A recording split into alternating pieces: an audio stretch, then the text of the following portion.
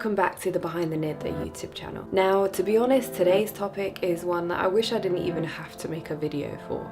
I wish it's something I didn't have to write about. I wish it was something that did not exist, but I'm afraid it does. Much of what I decide to write about in my poetry is about taboo topics within the South Asian community. Those topics that we often brush under the carpet or don't want to talk about. They're topics that are taboos and have stigma attached to them, so we keep ourselves hush.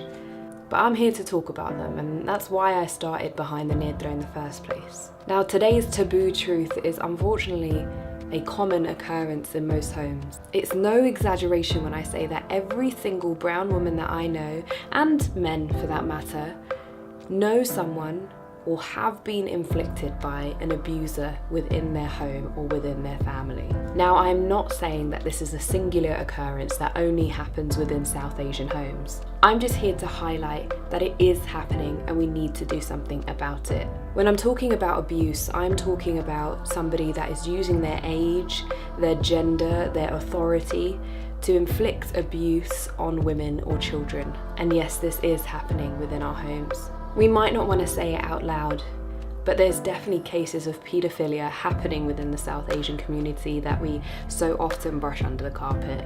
We might not want to say it, but there's paedophiles, perverts and abusers that are using the fact that we don't talk about these issues to their benefit. They know they'll never be caught, or if they are, they know nothing will ever get done about it. We seem to shun and shame homosexuality. We seem to shun people that are suffering from mental health issues. We seem to shun the abused. We seem to shun those that are divorced. We seem to shun those that are single. But those that we should be shunning, those paedophiles, those perverts, those predators, those abusers, we seem to keep them safely in our homes. This is a painful taboo truth that we seem to ignore.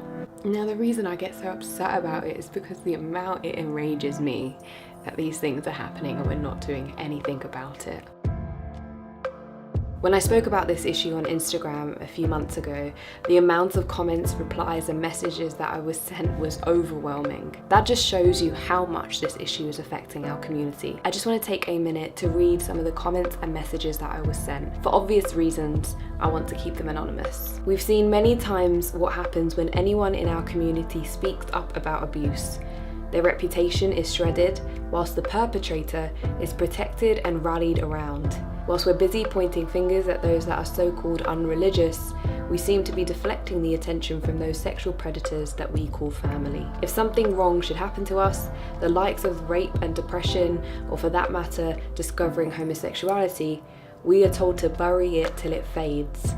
Nobody is teaching us the aspects of life as it comes and how to fight against what is wrong. And why do we do this?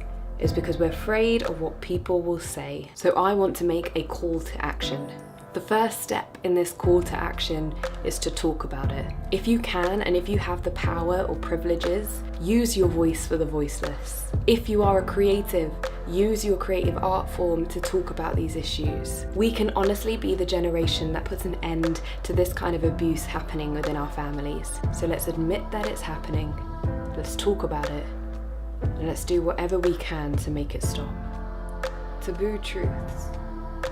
We shush and shun our gays for days, isolate our depressed and we make them pay, demonize our divorced or our singles, preaching that different castes shouldn't intermingle.